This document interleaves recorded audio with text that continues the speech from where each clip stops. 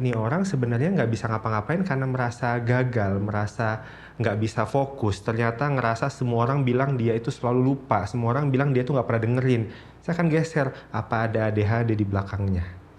Dikatakan depresi itu kalau secara umum dan berkepanjangan moodnya turun, nangisnya sering, nggak nyamannya sering, atau mungkin ada beberapa orang yang nggak nangis sih, tapi kayak kok marah-marah mulu ya. Daripada kayak depresi itu kalau yang gue denger itu adalah gangguan suasana mood yang Betul.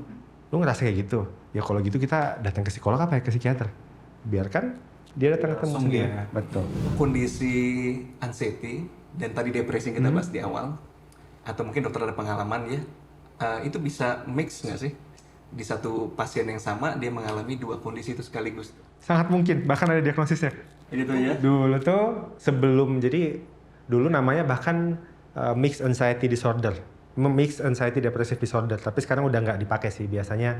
Tapi intinya adalah situasi tersebut sangat mungkin secara biologis mungkin gitu kan, dan kondisi amigdalanya mungkin juga punya reaksi yang sama-sama kurang serotonin, sama-sama kurang neurotransmitter yang tadi saya bilang serotonin itu.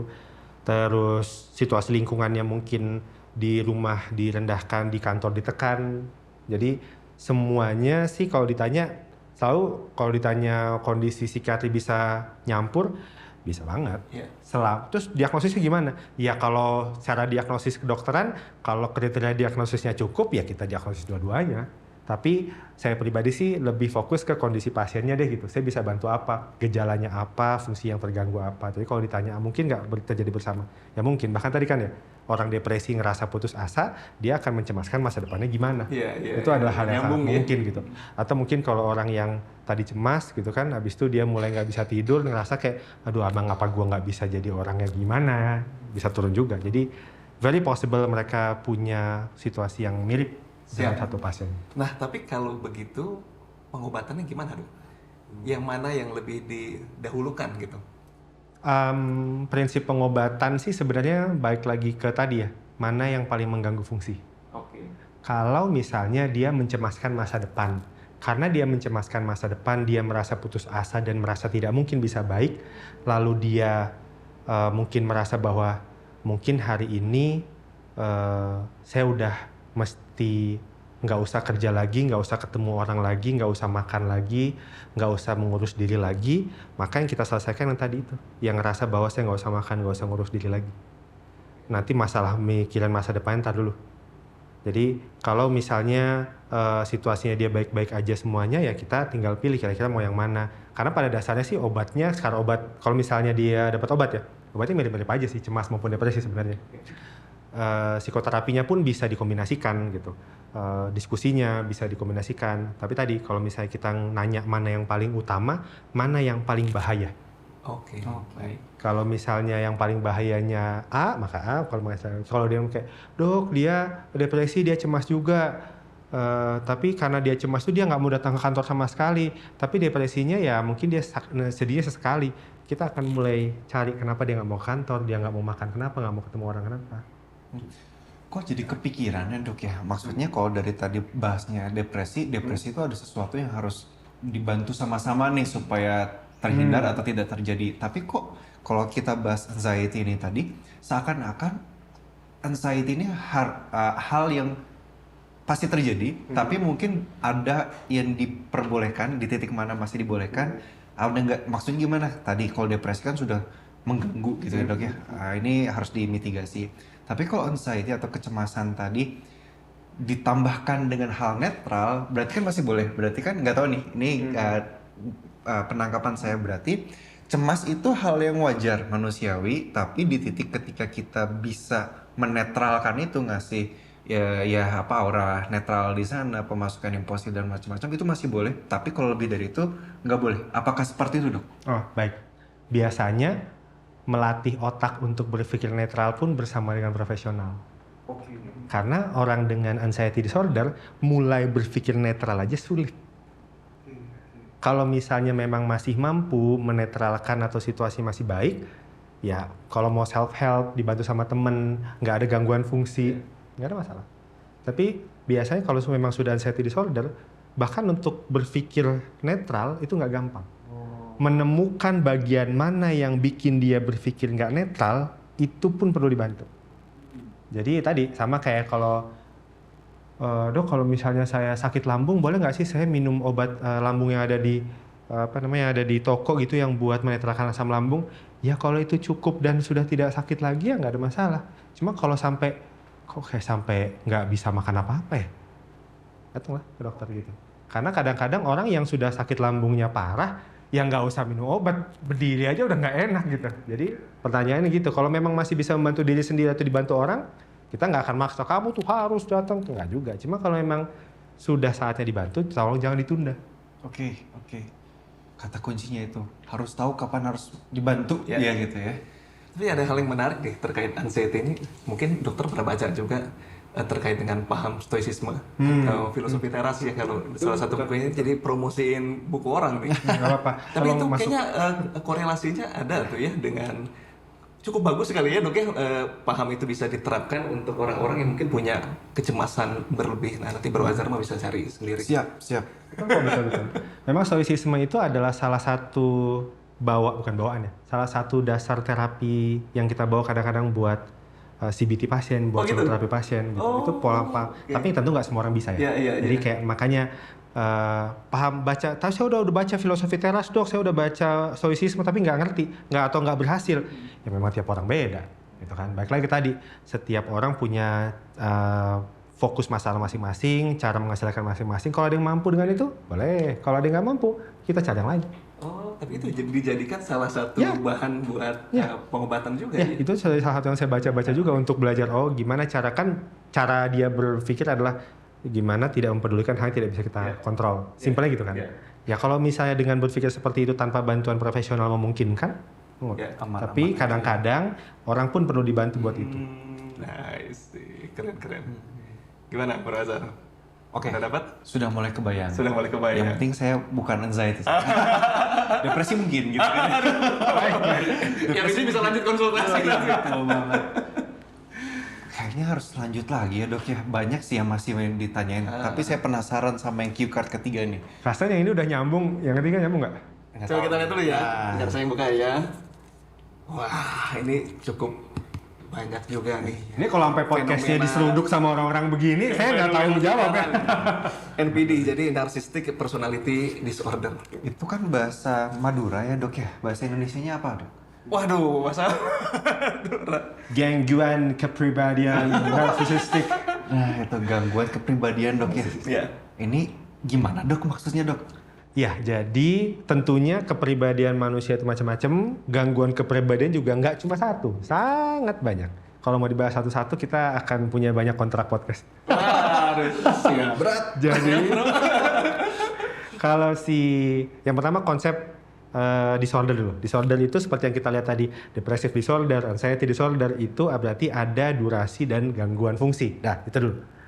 Kalau personality berarti dia menetap sehari-hari. Nggak cuma sehari-hari, nggak cuma sekali-sekali dong.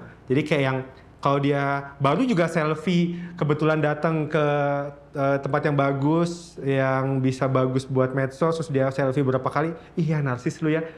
Ya well, kalau cuma sekali-sekali nggak apa-apa gitu. Cuma personality ini berarti menetap. Dia tidak hanya terjadi pada 1-2 hari, tapi pola ini terjadi setiap hari. Walaupun kadang kelihatan, kadang nggak, tapi pola ini ada. Jadi kalau kita gabungin personality disorder adalah sebuah pola kepribadian seseorang yang terjadi secara menetap dan itu mengganggu fungsi. Okay. Sekarang narsisistik itu seperti apa? Adalah situasi seseorang mungkin, kalau saya sebutin kriteria diagnosisnya panjang banget ya. Tapi intinya adalah orang ini relatif self-centered atau mungkin dia melihat dirinya sebagai center of universe atau mungkin merasa kayak yang apa-apa itu tentang dirinya. Gitu. Walaupun tapi kayaknya kepribadian lain bisa kayak gitu. Iya, makanya kalau mau teman-teman mau lihat bedanya apa masing-masing, ya kalau mau belajar boleh, mau datang ke psikiater boleh. Dok, saya kayaknya mikirin tentang diri saya NPD apa enggak ya? Datang aja. Oh gitu. Ya kita diskusi kan. Ternyata mungkin ada orang yang contoh nih misalnya nih. Gampangnya biar ada gambaran bahwa personality disorder itu nggak bisa semudah itu buat didiagnosis. Contoh. Ada 2 orang yang dua-duanya pengen perform sempurna. Dua-duanya pengen ngasih presentasi yang bagus pada saat di depan kelas. Yang satu merasa bahwa saya harus melakukan presentasi yang bagus biar dilihat sama orang, dan tolak ukur saya adalah orang tepuk tangannya banyak apa enggak. Dosen bilang saya udah bagus apa belum. Satu. Yang satu, dia pengen perfect atau sempurna dengan standar yang dia buat sendiri, tolak ukurnya dia puas dengan dirinya sendiri apa enggak. Kelihatan bedanya? Yang satu akan fokus sama bagaimana dia menilai diri dan punya standar sendiri, yang satu butuh validasi dari orang. Validasi dari eksternal, iya. Maka yang akan saya suspek lebih ke narsistik adalah yang pertama. Walaupun dua-duanya sempurna hasil presentasinya. Mungkin yang satu malah lebih kaku. Kayak kita pernah ngeliat tuh, ada dua dosen misalnya, kita pernah kuliah dulu. Dosen yang kayak dua-duanya marah-marah. Tapi yang satu mungkin ngeliatinnya marah-marah kalau kita nggak ngikutin peraturan, yang satu marah-marah kalau kita nggak menghormati dia. Dua-duanya marah-marah. Jadi kita nggak bisa bilang, berarti kalau atasan marah-marah pasti NPD. Belum tentu. Mungkin ada orang yang kaku emang.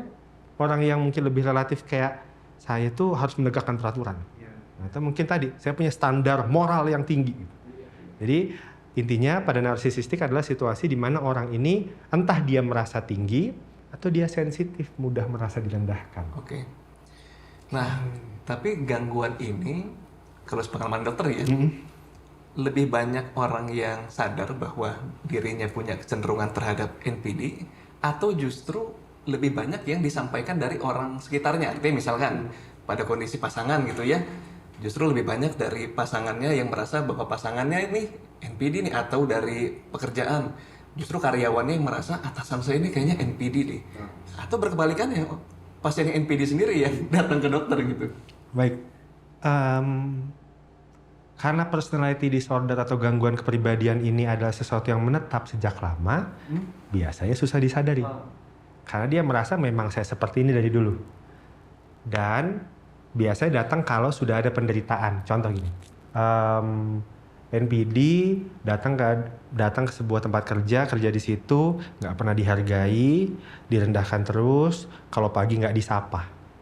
Terus kerjaannya mungkin dicomot orang. Itu datang dengan, dok saya nggak kuat lagi kerja di sini, dok. Kenapa? Bayangin, dok saya nggak pernah dihargai tempat kerja ini. Oke, kata kunci awal tuh ya. Atau mungkin saya ngerasa bahwa ya saya sih kan sebenarnya orangnya cukup tenang ya dok. Cuma kan kalau orang datang ke saya dengan nggak sopan, menurut saya nggak menghargai ya. Jadi dia datang dengan kesulitan atau mungkin tadi saya bilang mungkin merasa tidak nyaman gitu. Jadi kalau dia jarang datang dengan dok, saya ini kok kayaknya merasa diri saya hebat ya, nggak mungkin. Oke. Jadi biasanya kayak yang saya tuh datang ke kantor ini buat ngebantuin mereka, tapi mereka nggak ada yang bilang makasih sama saya dok. Oke, lalu apa lagi? Nah itu pun belum langsung, oh pasti NPD, belum tentu. Terus gimana lagi yang bikin bapak marah? Bayangin, anak-anak tuh di kantor nggak pernah ada yang datang tepat waktu. Terus kalau misalnya bikin kerjaan semuanya nggak ada yang teratur. Saya nggak akan mikir NPD, oh ini orang yang kaku mungkin. Oke. Tapi kalau geser mulai kayak yang, bayangin dok, datang ke situ terus saya datang, apa kek, sapa gitu. Saya kan manajer baru di sana. Iya. Atau mungkin kayak saya merasa gagal dok. Kenapa? Saya udah berusaha tapi nggak ada hasilnya dan orang-orang semuanya udah nggak percaya sama saya. Jadi yang biasanya dia datang itu adalah dengan kegelisahan atau ketidaknyamanannya. Jadi kalau ditanya, atau yang tadi, kalaupun yang paling sering adalah kalau dia tidak sadar, yang datang adalah orang yang berrelasi dengan dia. Seperti yang Kang Adi tadi bilang. Jadi kayak yang datang istrinya, atasannya, bawahannya, siapapun. Jadi kayak yang sudah capek dok digini-giniin. Gitu. Sebenarnya nyambungnya entah kenapa ya dok ya, ini jadi ada dua yang pengen banget saya tanyakan. Nah, NPD kan tadi disebutkan ini udah melekat lama. Sadarnya itu mungkin juga agak susah.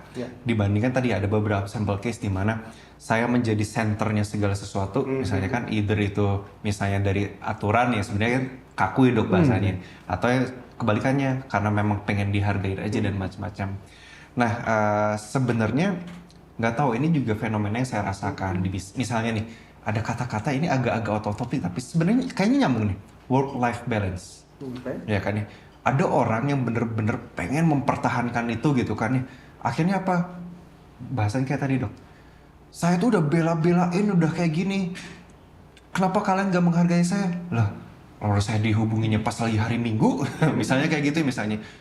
Nah, kayak gitu-gitu, apakah itu bisa dikatakan NPD atau sebenarnya itu hanya memaksakan kehendak dia saja untuk mengerjakan sesuatu, dong? Nah, itu gimana dan di titik apa sih sebenarnya kita akan lebih mudah mendiagnosa, oh sebenarnya orang itu NPD. Oh enggak, saya yang NPD. Nah, I see. Baik lagi tadi ya, kita tidak diagnosis seseorang dari satu situasi. Kita tidak diagnosis seseorang dari satu perkataan, kita tidak diagnosis seseorang dari satu waktu. Jadi kita akan lihat pola itu. Seberapa dia maksa dan seberapa sering dia maksa, seberapa sering dia merasa tidak dihargai. Misalnya emang pegawainya bilangnya pas Bapak sih ngechatnya hari Minggu. Lah lu hari Senin juga nggak dibales. Misalnya kan gitu ya. Iya bener. Jadi bener, nggak bisa kita langsung bilang bahwa bapaknya NPD nih, masa dia hari Minggu nge-chat minta dibalas. Padahal permasalahan karyawannya ya. Iya, orang dari Jumat saya udah ngechat kamu, Sabtu saya chat, Minggu saya chat, kamu nggak balas gitu. Jadi ya mungkin itu yang bikin kita perlu lihat bahwa tadi balik lagi, apakah ini bertahan atau persisten atau menetap atau tidak gitu. Jadi diagnosis NPD atau tidak pun sekali lagi, biasanya gangguan kepribadian pun nggak akan dilakukan di pertemuan pertama, kedua, ketiga. Saya kan selalu punya kemungkinan itu saya akan pegang itu kayak mungkin bahkan di pertemuan ke-8 baru oke, kayaknya udah fix. Karena saya butuh lihat polanya apa sih yang bikin dia bermasalah nih, apa sih yang bikin dia nggak nyaman gitu. Kalau yang bikin tadi kayak tadi beda-beda banget. Orang ada yang ngerasa bahwa orang lain tuh kayaknya mau ngejahatin saya deh dok. Gimana emang gini. Besoknya lagi kayak yang saya tuh jadi merasa bahwa setiap orang yang baik sama saya tuh ada maunya deh. Mungkin awalnya pas dia bilang bahwa orang lain mau jahat sama saya, kita mulai mikir, padahal NPD ya. Ternyata tidak, ada yang namanya paranoid personality disorder. Ada yang namanya lagi yang merasa bahwa dirinya adalah center of universe, tapi selalu perkataannya tentang saya tuh emosional dok, saya tuh takut ditinggal dok, saya tuh merasa orang lain tuh nggak ada yang peduli sama saya dok, saya tuh ngerasa saya tuh nggak situasi ini kacau banget, pokoknya saya mending nggak usah ada sekalian deh. Kayaknya bukan NPD, dia mungkin borderline deh.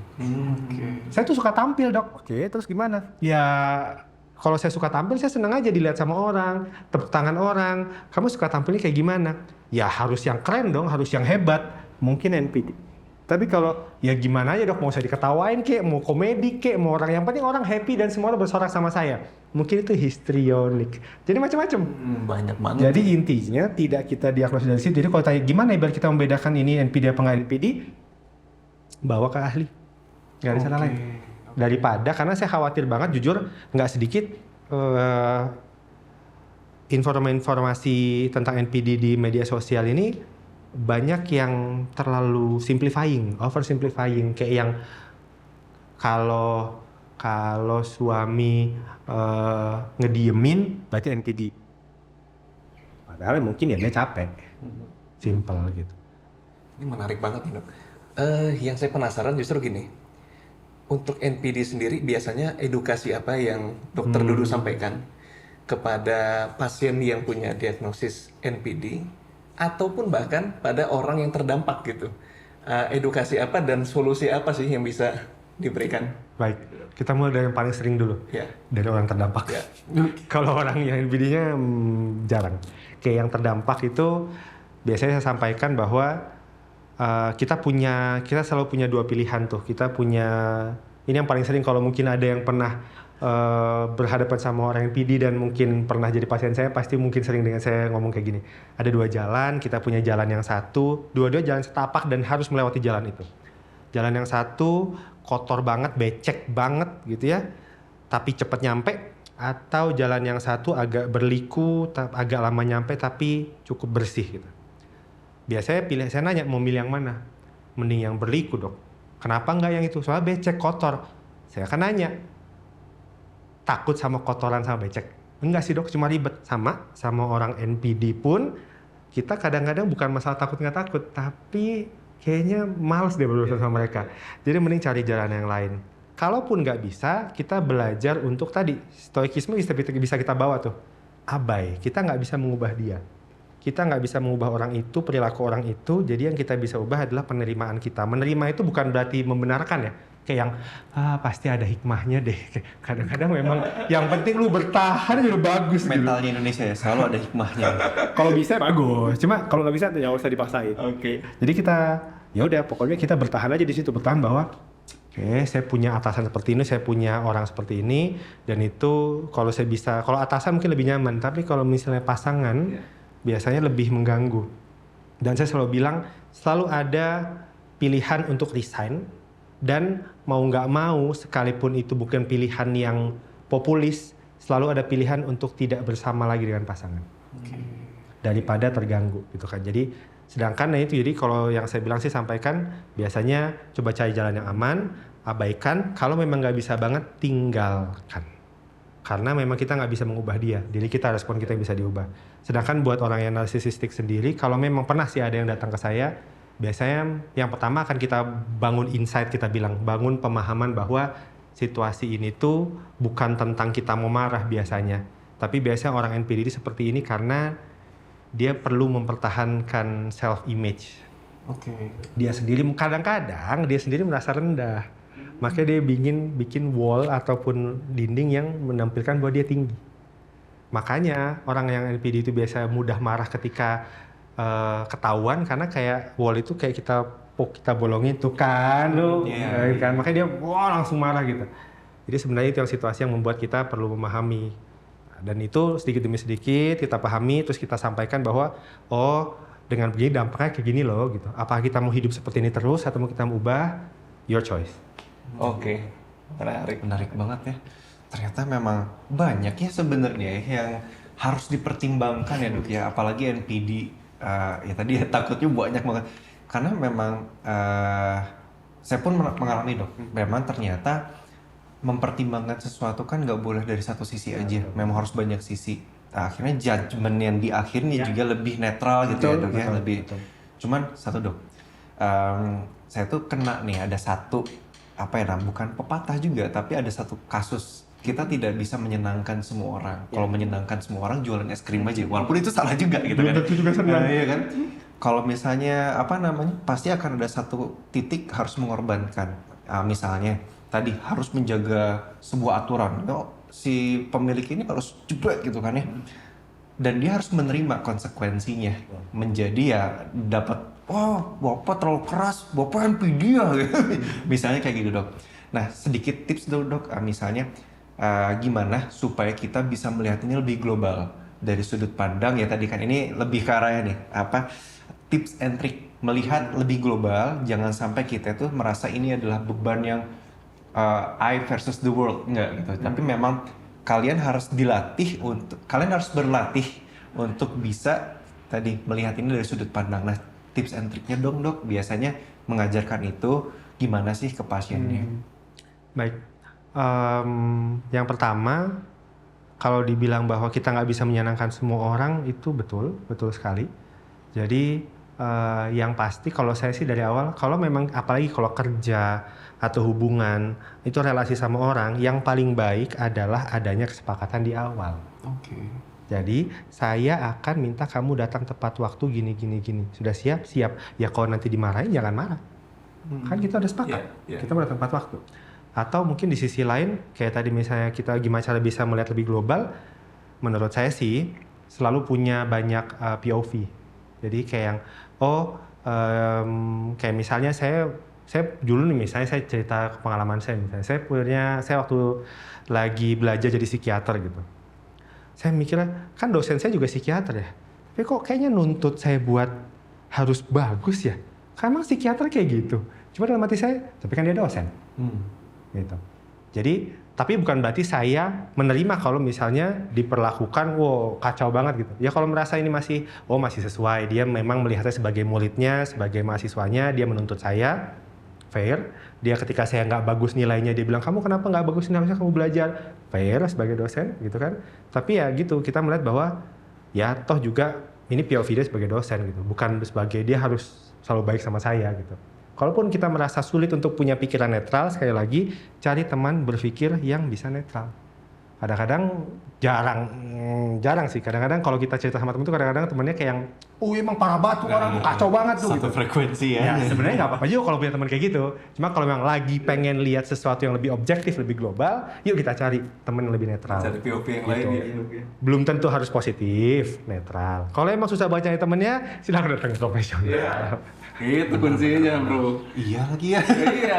Nah, ini sebelum masuk ke segmen selanjutnya nih, gue mau nanya dulu nih sama Bro Azhar. Gimana? Lo tau gak perbedaannya psikiater sama psikolog? Ayo, mendasar Bukannya harusnya banget. sama ya? Itu mendasar banget, bro. Oke. Ayo, Bener masih juga. banyak ternyata dok di luar sana tuh belum tahu kapan harus ke psikolog, kapan harus ke psikiater. Apa sih bedanya psikolog sama psikiater? Ya angkat tangannya sama. Nggak tahu.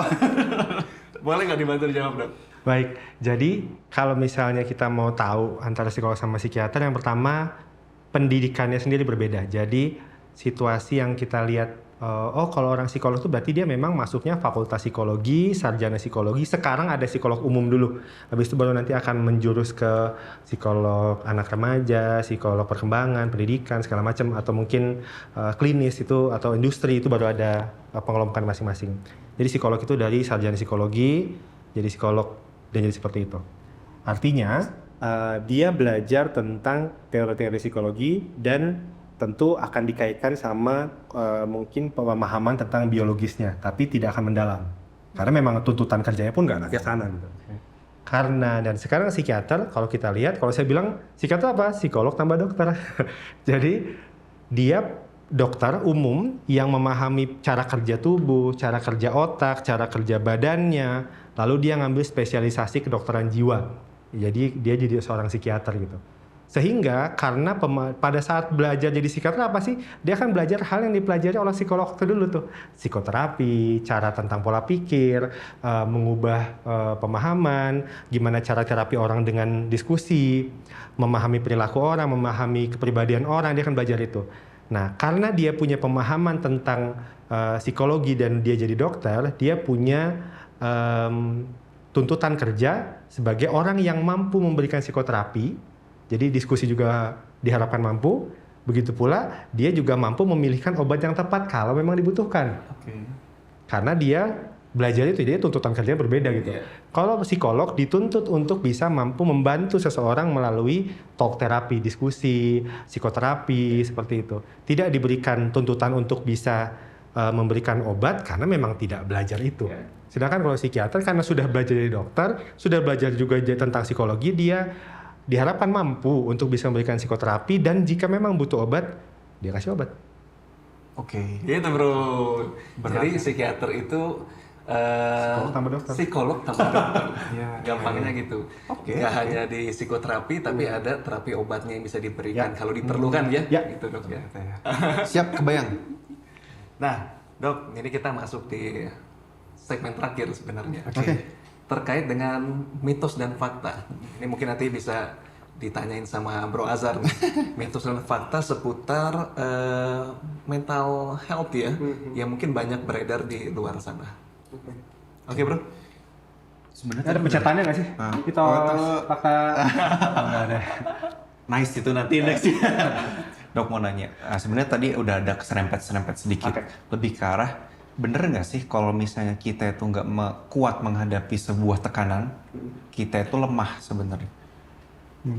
I see. Mungkin kalau saya lihat tuh tadi yang mungkin kita sudah sempat serempet juga tuh ya. Biopsikososial, biologi, psikis, sama sosial. Jadi faktornya nggak cuma satu. Nggak cuma tentang, oh berarti lemah mental lu. Ya kalau memang kebetulan secara biologis dia rentan, ada orang yang mungkin tanpa harus ada genetiknya deh, kebetulan dia waktu kecil sering kejang. Setiap orang kejang itu pasti ada bagian otaknya mungkin terganggu gitu. Dan itu mungkin saja bagian otaknya mengatur emosi.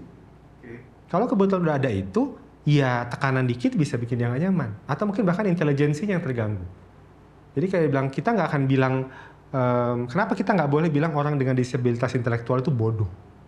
Karena memang dia nggak cuma tentang dia nggak mau belajar, malas segala macam. Secara biologis, secara psikis, secara sosial memang terganggu gitu. Begitu pula kalau gangguan mental ya sama.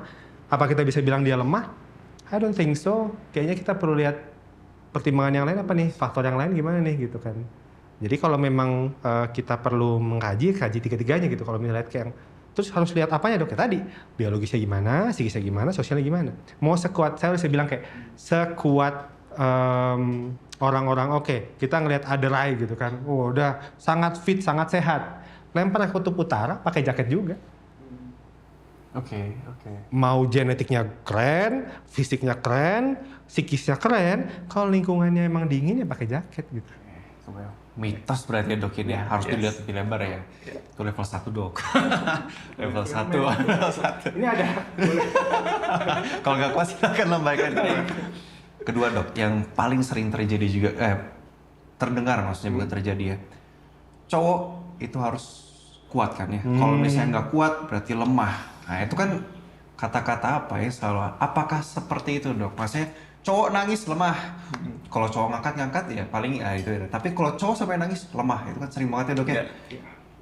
Gimana dok? Ini kalau teman-teman saya yang kuliah dulu ada yang kenal sama saya mungkin pas tahun 1, 2, 3 nih, saya pernah ngomong gini dulu.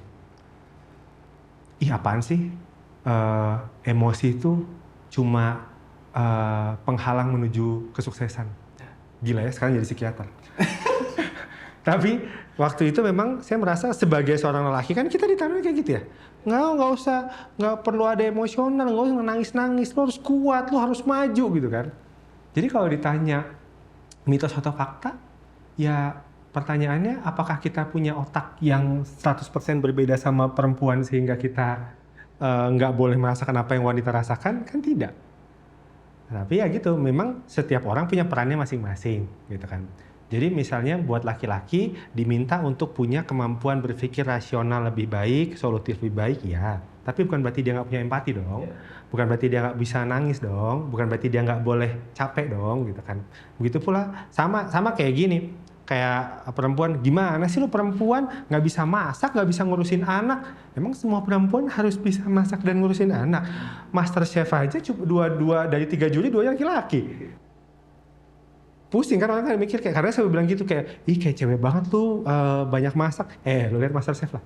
3 tuh. By the way Master Chef kalau misalnya mau ngasih buat kita boleh. Jadi kalau misalnya, jadi intinya adalah kondisinya mungkin kita bisa lihat bahwa kalau ditanya apakah itu cowok itu nggak boleh cerita, nggak boleh nangis, nggak boleh capek, nggak boleh punya gangguan mental, saya rasa nggak sesuai. Jadi malah ada Men's Mental Health Awareness Month gitu sekarang. Jadi kayak jadi intinya semua orang punya perannya masing-masing gitu dan punya kesulitannya masing-masing gitu. Jadi dan setiap orang bisa juga capek di perannya masing-masing. Gitu bro, jadi mitos tuh. Mitos ya bener Iya. Jadi laki-laki nih kita karena sesama laki-laki, jadi nggak salah juga dok ya laki-laki Iya. untuk seek for help, apalagi untuk masalah mental illness ya. Bahkan kalau mau lihat mungkin kalau teman-teman apalagi teman-teman psikolog psikiater ya kalau ngelihat buku-buku kita tuh yang pertama kali bikin teori tentang id ego superego namanya Freud, laki-laki. Yang ngajarin tentang psikoterapi atau yang ngajarin tentang ada yang namanya Adler lah, ada yang namanya Beck lah, ada macam-macam. Banyak laki-laki ya kok yang belajar psikologi. Jadi nggak ada masalah. Iya. Oke, menarik. Level 2-nya menarik juga ya. Level 3 dok. Nah ini agak ini sering terjadi juga. Cowok lebih kuat mentalnya daripada cewek. Soalnya adanya itu kan, setiap hari yang kena atasan terus kan cowok pulang-pulang harus ngeribetin masalah rumah tangga. Apakah benar atau mitos? Dituntut seperti itu ya. Tapi bukan berarti harus seperti itu. Karena society nuntut kita seperti itu. Oke. Tapi bukan berarti kalau gitu ya kalau memang mampu ya bagus. Cuma kalau nggak mampu jangan merasa harus bisa. Jadi kasarnya kalau kita bilang kan baik lagi tadi otaknya otak sama-sama aja sama laki-laki perempuan gitu. Ada nggak sih bedanya? Ya ada bedanya. Cuma maksudnya nggak 100% beda yang berarti kalau laki-laki nggak boleh merasakan apapun. Sedangkan harus selalu lebih kuat gitu. Jadi pada akhirnya sebenarnya kalau ditanya ya dua-duanya boleh merasa capek, dua-duanya boleh merasa lemah, dua-duanya boleh nggak kuat gitu. Bahkan ada masanya saya nggak sedikit kok nemuin perempuan anak pertama yang dibilang harus jadi contoh banget buat adiknya. Datang ke saya tuh setiap mau nangis ketawa dulu. Kenapa kamu ketawa? Ada apa yang bikin kamu tawa? Ya kan nggak boleh nangis dok. Iya. Ternyata wanita pun bisa ada kondisi seperti itu.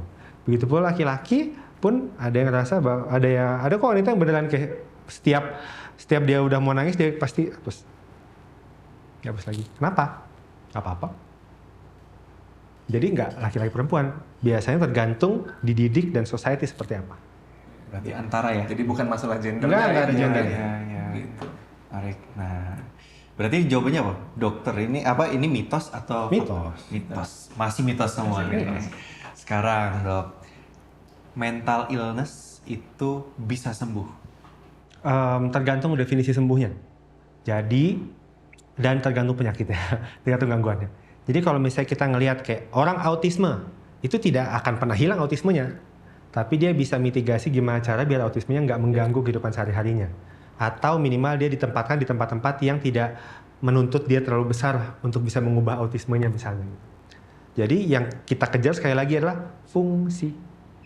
Fungsinya seperti apa? Kalau fungsinya sudah baik-baik saja ya cukup. Depresi sudah gejala hilang, fungsi hilang, kita jaga. Boleh nggak? Mungkin nggak nanti depresi lagi? Mungkin nggak? Atau mungkin nggak sehat terus? Mungkin. Jadi ada situasi-situasi kayak depresi, cemas, gangguan penyesuaian, PTSD, apalagi gangguan makan, gangguan tidur. Ini bisa pulih lalu mungkin tidak kambuh lagi mungkin. Kalau memang situasinya baik-baik saja gitu. Kayak misalnya tadi orang pernah tipes nih sekali gitu. Mungkin nggak kambuh lagi. Ya kalau makannya masih nggak bagus, kalau makannya masih kotor. Tapi kalau misalnya udah bagus, dia bisa masak sendiri atau ibunya mau masakin dan segala macam, sehat, kecil kemungkinan gitu.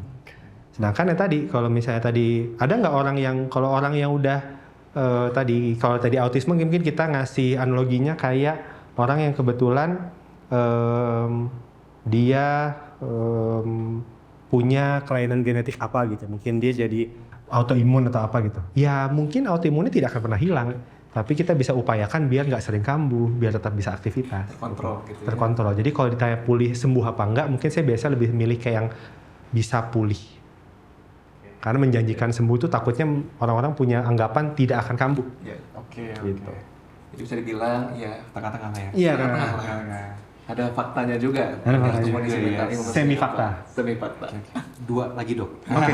Dua lagi. Baik. Satu adalah Gen Z atau gen lebih muda lah ya, Ya. itu lebih rentan terpapar mental illness dibandingkan generasi sebelumnya. Mungkin karena lebih banyak ke ini ya, papar sosial media dan Ya. macam-macam gitu. Baik. Kan banyak ya kayak gitu. Saya melihat ini ada, baik lagi kalau saya ngelihat secara, kita ngelihatnya cukup banyak ya.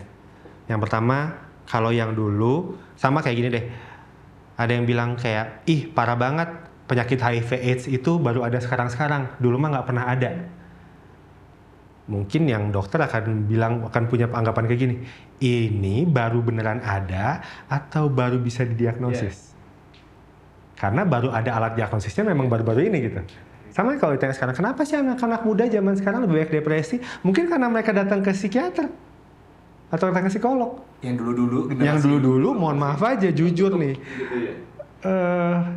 Ini mohon maaf kalau ada trigger warning. Jadi kalau misalnya ada tulisan trigger warning boleh banget.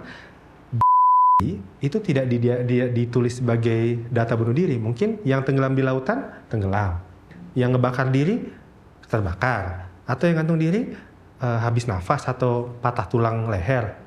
Nggak ditulis seperti itu. Dan orang-orang yang dulu, dan kenapa kok sekarang banyak yang mengakhiri hidup? Iya karena informasi udah banyak berseliweran gitu. Kalau dulu nggak bisa kita dapatkan. Jadi mungkin kalau ditanya kenapa anak zaman sekarang lebih banyak, satu, karena mereka punya akses yang lebih baik mungkin malah untuk dapat diagnosis itu. Dua, mereka punya akses informasi lebih baik malah, gitu kan. Walaupun tadi seperti yang sempat disinggung sedikit di depan sama Kang Adi bahwa mungkin aja mereka menggunakan itu sebagai tameng gitu. Nah itu yang tidak sesuai gitu loh. Jadi kalau ditanya apakah mungkin atau enggak yang sekarang Gen Z sekarang lebih banyak gangguan mental, saya nggak bisa memastikan karena kita punya alat diagnosis, jumlah psikiater, jumlah psikolog yang berbeda jauh dulu sama sekarang gitu. Mungkin dulu kayak yang dibilang sama kayak kenapa ya orang dulu lebih banyak yang meninggal karena malaria, karena belum ada obatnya, karena belum diagnosis. Jadi balik lagi tadi pertanyaannya sih. Berarti Menjawab sih, bro. mitos ya berarti ya. Mitos. Mitos ya. Nah ini tertarik, ini paling sering saya juga dengar adalah orang stres itu karena kurang iman, Dok. Nah, ini level terberat. Ini raja terakhir. Oke, baiklah. Ini bahkan bisa jadi satu seminar sendiri.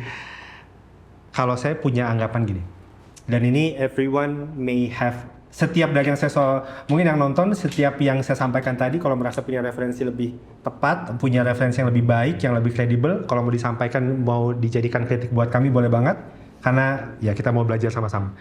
Soal iman, saya punya anggapan gini, iman itu adalah resource yang bagus untuk kita coping. Mungkin ya kalau mungkin bisa dibantu dengan meyakini bahwa kita akan dibantu sama Tuhan, kita akan selalu ada jalan, mungkin kita akan bisa merasa lebih nyaman. Tapi bukan berarti orang yang punya gangguan mental itu hanya karena kurang iman. Mungkin nggak, jadi karena misalnya kita bilang kalau saya bawa ke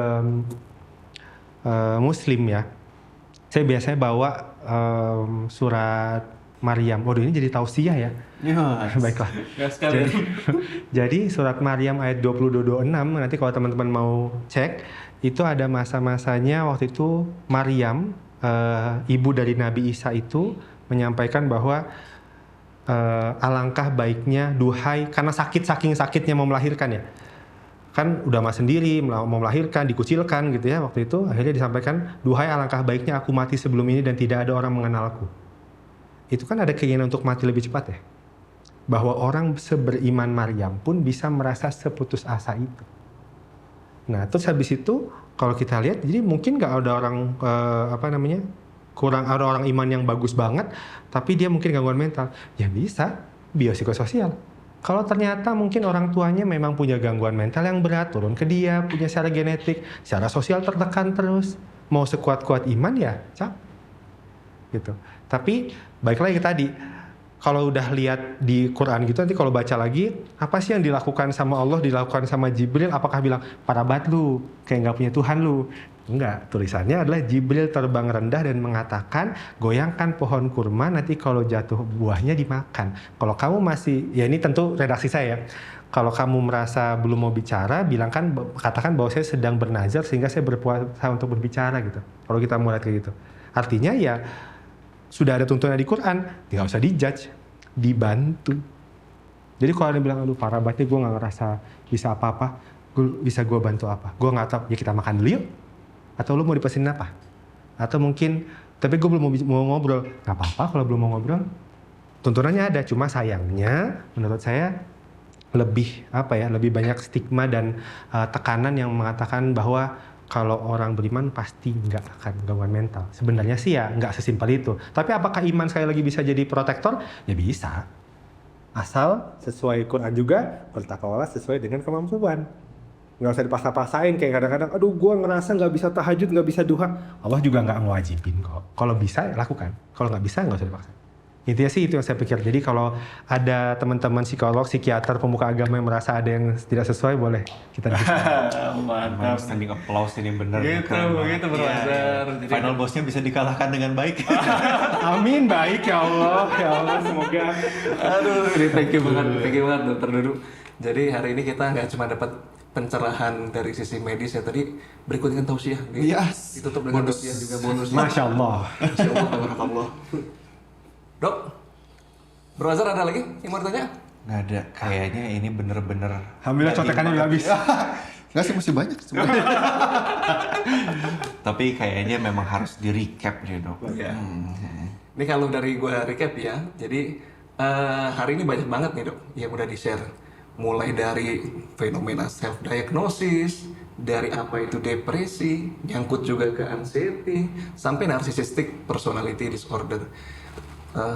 Kalau gue rasa sih banyak banget ya.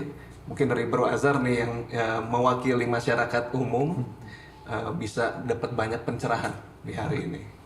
Ya nggak bro? Banget.